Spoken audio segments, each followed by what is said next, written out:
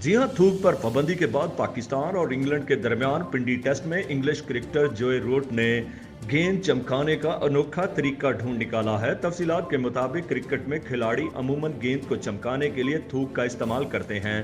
पिंडी test में English cricketer जोए root ने अनोखे तरीके से गेंद को चमकाया, जिस पर कमेंटेटर कहके लगाने पर मजबूर हो गए। पाकिस्तान क्रिकेट बोर्ड की जानब से एक महदूद वक्त की वीडियो जारी की गई है, जिसमें देखा जा सकता है कि जोए रूट गेंद पर थूक लगाने की बजाय गेंद को ही साथी खिलाड़ी लैच के सर पर रगड़ रहे हैं। जोए रूट ने पहले लैच की कैप उतारी और फिर उनके सर से गेंद मसल दी।